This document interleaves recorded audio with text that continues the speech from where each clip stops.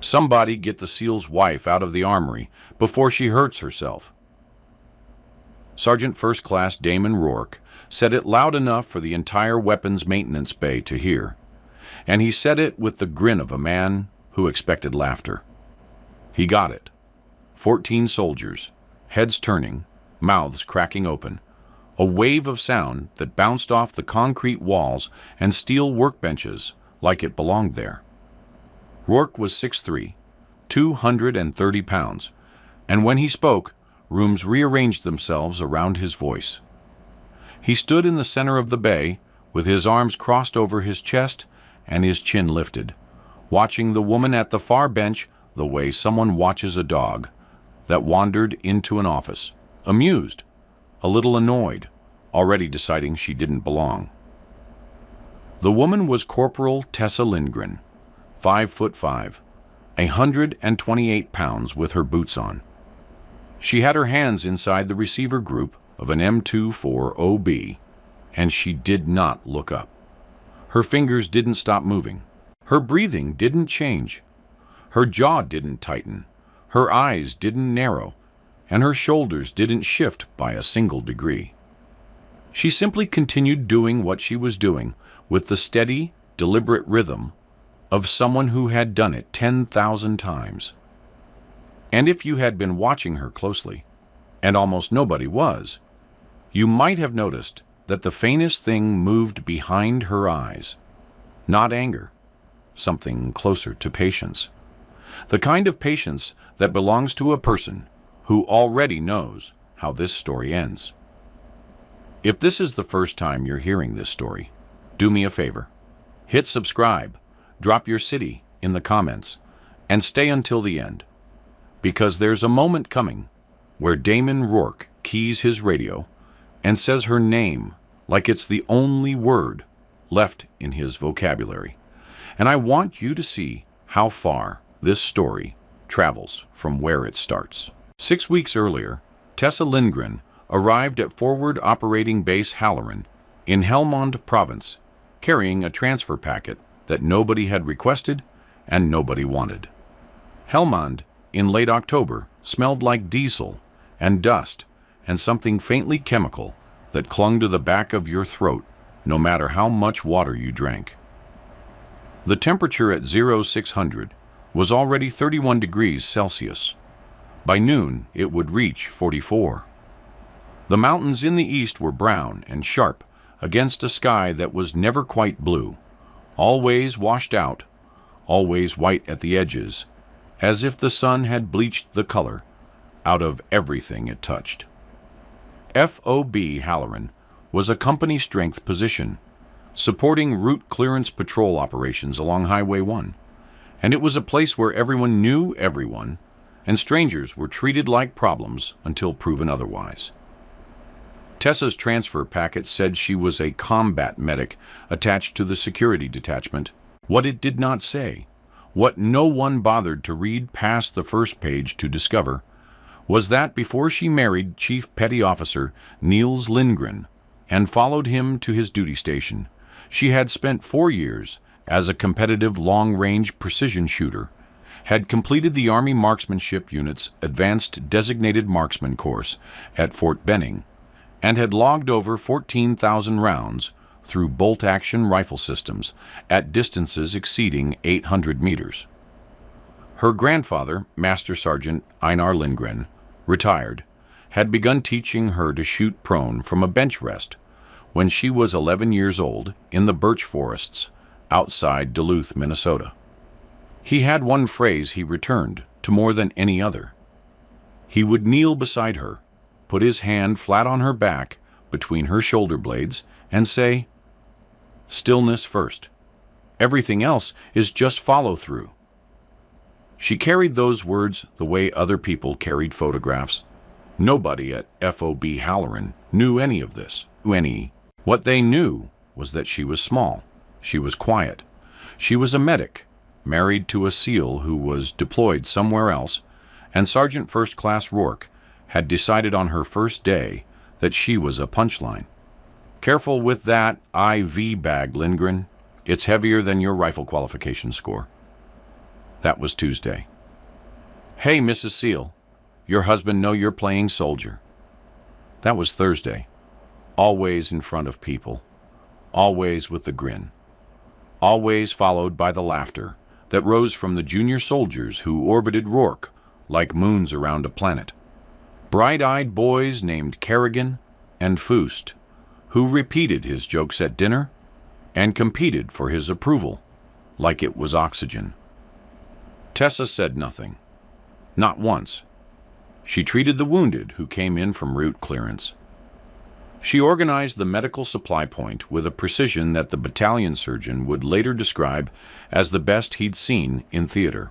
And on the days when no casualties came in, she walked to the far edge of the FOB, where the empty ground stretched towards the mountains, set up a spotting scope, and studied the terrain for hours, the draws, the ridgelines, the dead ground, the distances. Specialist Amber Nwankwo noticed. Amber was 22, a supply clerk from Baltimore, who had been at Halloran for 5 months and had developed the survival skill of noticing everything while appearing to notice nothing. She watched Tessa study the terrain, the way she watched everything at Halloran. Carefully, quietly, filing it away. "You a bird watcher or something?" Amber asked one afternoon, standing behind Tessa with a clipboard. Tessa didn't look up from the scope. "Something like that," she said. Amber studied the back of Tessa's head for a moment, then looked out at the mountains, then looked back at Tessa's hands, perfectly still on the scope, no tremor, no fidget, and said, "Huh." Then she walked away. Amber had her own problems.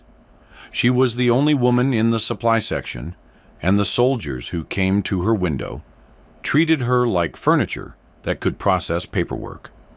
They called her sweetheart when they wanted something fast and ignored her name badge entirely. She had filed 2 complaints that went nowhere and stopped filing the third because the first sergeant's response had been a sigh and a question about whether she was sure she wasn't being too sensitive. Tessa found her one evening sitting behind the supply connex with her knees pulled to her chest and her jaw set in that particular way that means a person is deciding whether to scream or go quiet forever. Tessa sat down beside her without asking permission. She didn't say, "Are you okay?" or "What happened?" or any of the things people say when they want credit for caring. She just sat there. After 4 minutes, Amber said, "They don't even see us." Tessa was quiet for exactly 3 seconds. Then she said, "They will." It wasn't comfort. It was a statement of fact, delivered with the same certainty she used to read a ballistic chart. And Amber heard it that way. She looked at Tessa, really looked at her for the first time. And something shifted in her expression. Not understanding, not yet, but the beginning of it. 3 days later, Tessa and Amber rebuilt the supply section's inventory tracking system from scratch. They worked for 9 hours straight, and by the end, Amber had a system that could locate any item on the FOB in under 90 seconds. Captain Louis Adeyemi, the company commander, walked through the supply point that evening on a routine inspection, stopped, looked at the reorganized shelves and the new tracking board, and said, "This is outstanding work, Specialist." He said it to Amber. Then he walked out without asking who had helped her build it. Tessa was standing 4 feet away. He looked directly through her. She watched him leave and said nothing. And if you knew what to look for, you might have seen her fingers flex once at her side, the only reaction she allowed herself. Captain Adeyemi was not a cruel man. He was a good officer, with a specific blind spot shaped exactly like the assumptions he'd carried into command. That combat capability lived in the people who looked like combat capability had always looked, and that everyone else was support. He didn't participate in Rourke's jokes. He didn't stop them either. And In a place like Halloran, where the line between permission and participation was drawn in sand, his silence was its own kind of weather. The morning it happened was a Tuesday. The weather had shifted overnight, a shamal wind pushing in from the northwest, dropping visibility to under 200 meters and filling the air with a fine brown grit that got into everything. The route clearance convoy was scheduled for 0800, a standard 5-vehicle package heading south on Highway 1 to clear a 12-kilometer stretch that had been seeded with IEDs for 3 consecutive weeks. Tessa was in the medical station restocking trauma kits. Amber was in the supply section running morning inventory. Rourke was in the briefing tent running pre-mission checks with his squad.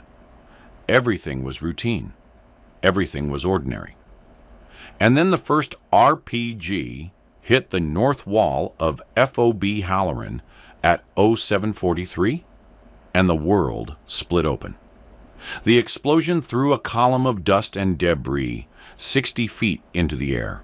Before the echo died, automatic weapons fire erupted from 3 positions in the hills north and northeast of the FOB, interlocking fields of fire from elevated positions that had been prepared in advance, sighted with care, and triggered at the exact moment when the convoy vehicles were staged in the motor pool with their engines running, when half the company was in the open moving between buildings, when the machine gun positions on the perimeter walls were changing shift. This was not a harassing attack. This was a coordinated assault by a force that had studied Halloran's patterns and chosen its moment with surgical patience. The second RPG hit the motor pool. A Humvee's fuel tank detonated with a sound like the sky tearing, and suddenly there was fire, and black smoke, and soldiers running in every direction, and Rourke's voice on the radio shouting contact reports that were already obsolete by the time he finished them, because the situation was moving faster than language. Captain Adeyemi was in the command post within 90 seconds. The picture was bad. 3 firing positions confirmed, possibly 4. Effective machine gun fire suppressing the north wall. 2 casualties already, 1 critical. The designated marksman for the security section, Corporal Hagen, was one of them, hit in the first volley, his left arm shattered below the elbow, his rifle in the dirt beside him. They had no precision capability. They had crew-served weapons and rifles and soldiers who could fight, but the enemy had chosen positions at 600 to 900 meters in broken terrain with excellent cover, and suppressive fire alone was not going to solve this problem. Rourke's voice came over the net, strained and sharp. "We need a marksman on the north wall. Over." Adeyemi stared at the radio. He knew what he had. He knew who he had. The knowledge settled into him like something cold. He keyed the handset. "Lindgren to the north wall with Hagen's rifle. Now." The silence on the net lasted 2 full seconds. In a firefight, 2 seconds is a year. Then Rourke's voice, stripped of everything except disbelief. "Say again, command." "Lindgren, north wall, designated marksman role, execute." The sound Rourke made was not a word. It was the sound of a man swallowing something that tasted like everything he had ever said about her. Tessa was already moving. She had heard the first RPG, and known with the bone-deep certainty of a person who had been preparing for a moment like this her entire life, that this was it. She grabbed the M110 semi-automatic sniper system from the arms room, slung Hagen's spotting scope over her shoulder, and ran through the dust and noise and chaos toward the north wall with her medical kit bouncing against her hip. She was up the ladder and prone behind the parapet in under 40 seconds. She settled the bipod, pressed her cheek to the stock, and keyed her radio. "Overwatch 1 in position, north wall. Send targets." The voice on that radio was not the voice of the woman Rourke had called Mrs. Seal. It was flat, clinical, and absolutely calm. The voice of a person who had found the one thing she was made for. Rourke heard it. He was 50 meters away behind a concrete barrier, and he heard that voice come through his earpiece, and something in his face changed. Not understanding yet, but the first fracture in something that had felt permanent. Her grandfather's voice, steady in her head. Stillness first. She exhaled half a breath and held it. The Shamal wind was gusting at 15 to 20 knots from the northwest, visibility cycling between 100 and 300 meters as the dust ebbed and surged. She read the wind through the scope, the way the dust moved across the ground at different distances, the way the scrub brush bent at 300 meters versus 600. Her first target was a machine gun position at 410 meters. 2 men feeding a PKM from behind a rock outcropping that they thought made them invisible.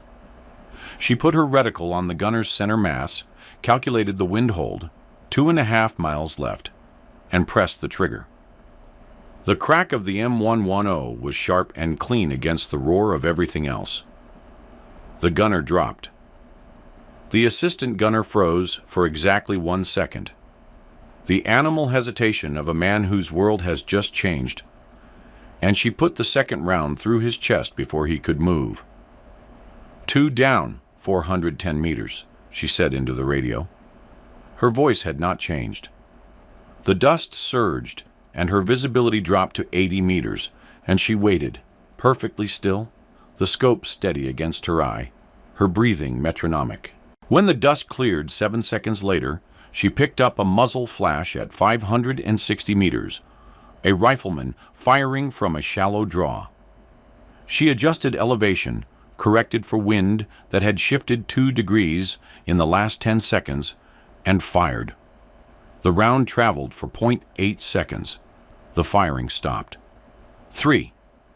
The sounds layered over each other, the flat crack of her rifle, the deeper thud of rounds hitting rock and sand, the metallic chatter of AK fire echoing off the hillside, the radio hissing with static between transmissions, Rourke's voice calling positions, the wind itself, a low sustained moan that carried dust and sound in unpredictable directions.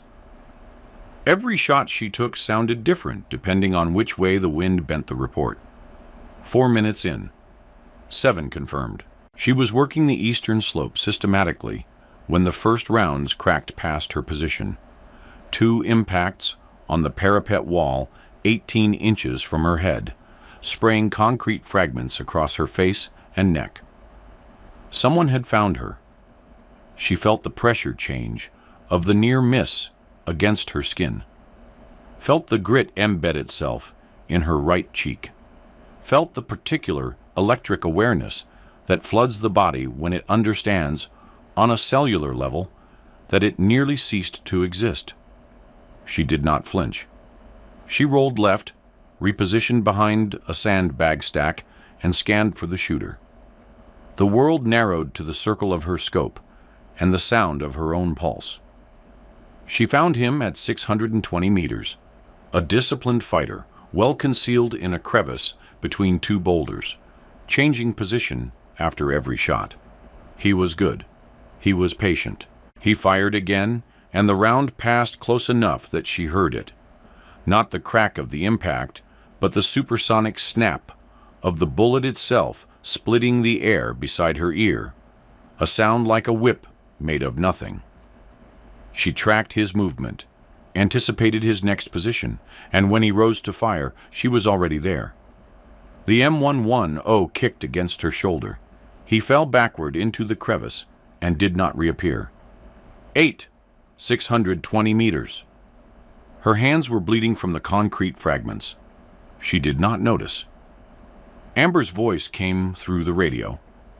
She had moved to the command post on her own initiative and was coordinating ammunition resupply to the wall positions, tracking expenditure rates, calling out when positions were running low. Overwatch 1, be advised. Ammunition resupply en route your position. 60 seconds. Copy. A new sound, the hollow whoosh of another RPG, and the wall shook 20 meters to her left. Dust and debris rained down. A soldier screamed. She blocked the sound, found the RPG team at 500 meters, and put 2 rounds into them in 3 seconds. 10 and 11. 6 minutes. The radio crackled with Rourke's voice, calling for a status check from Observation Post 3 on the eastern perimeter. OP3, Halloran Actual. Status, over. Static. OP3, respond. Static. Kerrigan, this is Rourke. Come back. Nothing. The empty channel hissed and popped with atmospheric interference, and every soldier monitoring that frequency heard the same thing. Silence, where a 20-year-old kid from Ohio was supposed to be. The silence stretched for 4 seconds, then 5, then 6. Rourke keyed the handset again, and this time his voice was different, smaller. Kerrigan, come back. Over. Tessa heard it. She heard the silence and the fear inside it, and she shifted her scope to the eastern perimeter and began scanning for OP3. 7 seconds later, Kerrigan's voice came through, shaky, young, alive. OP3 is up. We're up. Taking fire. 2 casualties. Need medic. The breath that went through the radio net was collective and involuntary. She was at 14 confirmed when the engagement entered its 3rd phase, and this was when the mathematics turned against her. The remaining fighters, and they were fighters, not amateurs, not militia, trained men who moved in pairs and communicated by signal, had identified her position. 3 of them began a coordinated approach, using dead ground she had mapped weeks ago from the spotting scope. She watched them move and recognized the terrain.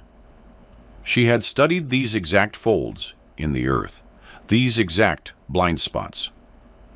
She knew where they would emerge before they did, but they were coming from 3 angles simultaneously, and that meant she had to expose herself to fire from at least one direction to engage the others. She chose. She rose to a kneeling position behind the parapet, fully exposed from the waist up to anyone on the northeast slope, and began firing. The first man emerged at 340 meters. She dropped him. The second appeared at 270, sprinting between cover. She led him by half a body width and fired. He went down mid-stride. The third was already shooting. His rounds hit the sandbags around her, one so close she felt the impact through the bag against her knee. She could feel the open air against her chest and arms, could feel the terrible vulnerability of a body with nothing between it and a bullet but distance and luck. She found him in the scope at 310 meters, moving fast, firing from the hip. She exhaled. She pressed. The rifle cracked. He stumbled, turned, and fell. 17. She dropped back behind cover. Her hands were shaking for the first time. She squeezed them into fists, held for 3 seconds, and opened them steady. 19 minutes left on the rough clock she was running in her head. The time she estimated before any quick reaction force could reach them. 19 minutes is forever. The wind shifted. Visibility opened to nearly 400 meters, and through the momentary clarity, she saw something that changed the geometry of everything. A heavy weapons team setting up a D-K heavy machine gun at 740 meters on a ridge that had direct line of sight to the motor pool, the command post, and the medical station. If that weapon went active, people inside the FOB would die in numbers she could count. She dialed elevation, 740 meters, wind 15 knots gusting to 22, full value from the right. Mirage was rolling hard in the heat. The dust surged, and she lost the target. She waited. The scope was steady. Her breathing was a metronome. In, half out, hold. The dust cleared for a window she estimated at 3 seconds. She saw the gunner settling behind the DSK, saw the assistant feeding the belt, saw the third man spotting with binoculars. 3 seconds. She fired, cycled the bolt. Fired, cycled, fired. 3 rounds in 2.1 seconds. 740 meters. The gunner collapsed over the weapon. The assistant fell sideways. The spotter tried to run and made it 4 steps. The DSK never fired a single round. 18, 19, 20, 740 meters. Her voice was the same flat calm it had been at round 1. She continued. The engagement stretched across another 8 minutes of compressed, savage time. Each minute brought a new problem. A flanking approach from the south. A second RPG team that she destroyed at 400 meters. A sniper who put a round through her medical kit and showered her back with shattered glass vials and torn gauze, close enough that she felt the sting of antiseptic in the cuts on her neck. She switched to the M4 carbine when targets closed inside 200 meters, and the sound changed. The sharp, rapid bark of the carbine replacing the deliberate crack of the M110, a shift in the engagement's character that anyone listening would have felt in their chest. 24 confirmed, 27, 30. The enemy fire was thinning. Positions were going dark one by one, and after each one fell silent, there was a specific quality to the silence. Not the absence of sound, but the presence of something finished. At 31 confirmed, the last position fell silent. She waited. 60 seconds, 90. The wind carried dust and silence and nothing else. She keyed her radio. Engagement complete. 31 confirmed. Overwatch 1 requesting medical priority to OP3 and North Wall casualties. The words fell into the radio like stones into still water.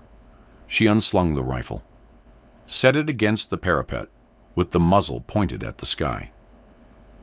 Opened her medical kit, what was left of it, the sniper's round, having destroyed half of her supplies, and went down the ladder toward the sound of someone calling for a medic. Private First Class. Tomas Escalante was 21 years old, from Tucson, Arizona, and he had been planning to propose to his girlfriend the week he got home. He was lying against the base of the north wall with a piece of shrapnel the size of a playing card embedded in his left thigh, and the amount of blood on the ground around him was the kind of amount that makes young men ask questions they already know the answer to. His face was gray. His eyes were enormous. Tessa knelt beside him with hands that had killed 31 men in the last 23 minutes, and those hands became something else entirely. She cut away the fabric around the wound with short, precise movements. She packed the wound with hemostatic gauze, pressing firmly, her fingers steady and warm against his skin. Hey, look at me," she said. Her voice was quiet now, not flat, quiet. "What's your name?" "Tomas." "Tomas, I'm Tessa. I'm going to take care of you, okay?" He nodded. His lip was trembling. He looked at the blood and looked at her face and asked the question. "Am I going to die?" She didn't hesitate. She didn't soften it or qualify it or give him a medical answer. She looked directly into his eyes and said, "No. You're going home to Tucson and you're going to propose to that girl and you're going to have a life. That's not a maybe. That's a promise." He believed her, not because of the words, because of the hands. Because the same hands that had just done something impossible were now holding him together with the same steadiness, the same certainty, the same absolute refusal to let the situation be anything other than what she decided it would be. She stayed with him until the medevac arrived. She held pressure on his wound for 11 minutes without her hands shaking once. F.O.B. Halloran was quiet by noon. The kind of quiet that fills a space after violence, heavy, ringing, full of all the sounds that are no longer there. The dust was settling. The fires in the motor pool were out. Body bags were being arranged with the terrible efficiency that soldiers learn and never talk about.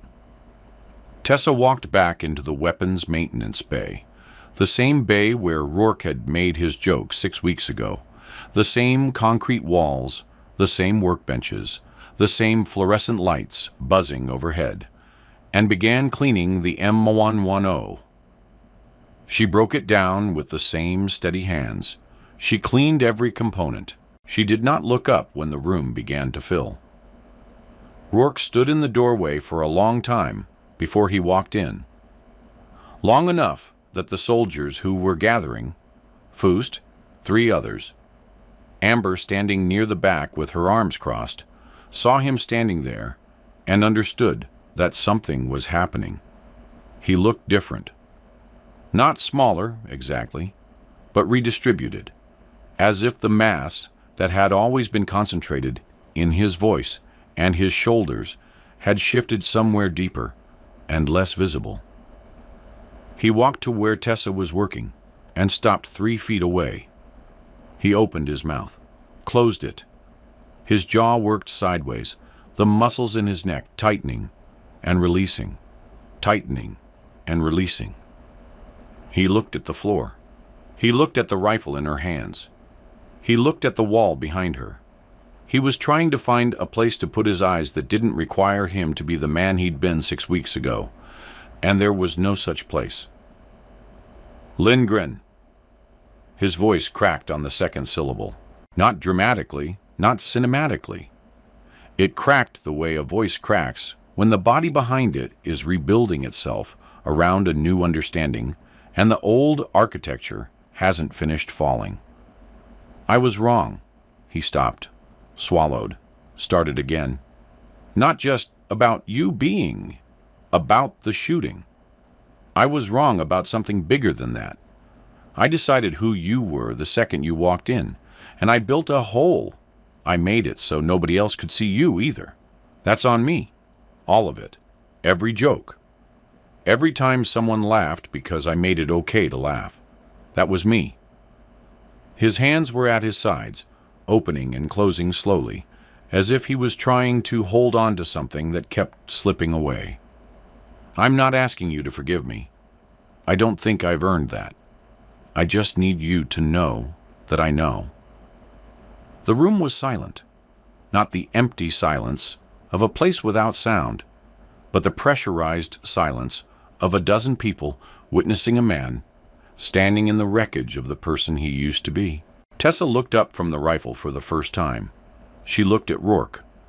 She held his eyes for a long, measured moment, not challenging, not forgiving, not anything that had a simple name. I know, she said. 2 words. They carried everything. The acknowledgement that his apology was real. The refusal to pretend the damage wasn't. The quiet statement that she had never needed his approval and did not need his guilt. Rourke nodded once. His eyes were wet. He turned and walked out. Captain Adeyemi came 40 minutes later. He came alone. He found Tessa in the medical station, restocking the supplies that had survived. He stood in the doorway, and before he spoke, something happened to his body that was visible to anyone watching. He stared at the wall above her head for a long time. Then he closed his eyes. Then he sat down, deliberately, slowly, on a crate that put him below her eye level. It was the posture of a man who understood that he had spent months looking down at someone he should have been looking directly at, and who was correcting the geometry because it was the only honest thing left to do. I need to say something, and I need you to hear it as my failure, not your achievement, he said. What happened to you at this FOB? The jokes, the exclusion, the fact that your file sat on my desk for 6 weeks, and I never read past the first page. That is on all of us. On me. I built a place where people could look through you, and I looked through you too. He stopped. He pressed his palms flat on his knees. I'm putting you in for a Bronze Star with V device. I'm recommending your MOS reclassification to 11 Bravo with a designated marksman qualification, and I'm requesting your permanent assignment to this company. Then he looked at her. You're one of ours. 3 words. Not praise, not gratitude, recognition. Soldier to soldier, commanding officer to the person he should have seen from the first day. Fust was in the chow hall that evening, sitting with 2 soldiers from another platoon who had arrived with the QRF. One of them was telling the story. The sniper on the north wall, the 31 confirmed, the 740-meter triple shot. And he got to the part where he said, some guy just started lighting them up like a video game. And Fust cut him off. Not loudly, not with Rourke's old bravado. Quietly, firmly, with the particular intensity of a man who has recently learned something at great cost. Her name is Corporal Lindgren, Fust said. She's a combat medic and a designated marksman, and she saved this entire FOB today. Show some respect, or finish your meal somewhere else. The soldier from the QRF stared at him. Fust didn't blink. The soldier looked down at his tray and said, Corporal Lindgren. Right, sorry. Fust nodded once and went back to eating. Later, after the sun had dropped behind the mountains and the sky was the color of a bruise fading, Amber found Tessa sitting on the same concrete barrier where the spotting scope had lived for weeks. The terrain Tessa had studied for hours was the terrain that had tried to kill them all that morning, and now it was quiet and dark and indifferent to everything that had happened on it. You knew, Amber said, not a question. You sat out here every day, and you were learning the ground. Tessa looked at her. The faintest warmth, the only warmth she had shown anyone all day, appeared at the corners of her eyes. Not a smile. Something smaller and more real than a smile. Stillness first, she said. Everything else is just follow-through. Amber sat down beside her. They were quiet for a long time. Amber, who had tracked every bullet's supply chain that morning, who had kept the wall positions fed when the logistics plan disintegrated, who had made 17 decisions in 23 minutes that each contributed to the outcome. Amber, who had been called sweetheart and had her name badge ignored and had been told she was too sensitive, sat in the settling dark and breathed. Specialist Amber Nwankwo, who had once watched Tessa study the mountains and said, huh, looked out at those same mountains now and understood everything that single syllable had failed to contain. I told you, she said quietly. You told me what? That they'd see us. Tessa didn't respond. She didn't need to. The promise had kept itself. 2 days later, Tessa walked across the FOB toward the briefing tent for the first mission planning session, where her name was on the roster. Not as medical support, but as designated marksman. Overwatch 1. Rourke was coming the other way. They stopped. He extended his hand. She took it. The handshake lasted exactly 1 second longer than standard. Neither of them said a word. Then they walked past each other, in opposite directions, across the same dirt they had always shared. Tessa Lindgren reached the briefing tent. She set her rifle against the wall, sat in the chair someone had saved for her, and opened her notebook to a clean page. Her hands were still. Her breathing was even. Her eyes were level and clear and settled, with the particular peace of a person who had been exactly who she was when it mattered most, and who required nothing from anyone to know it.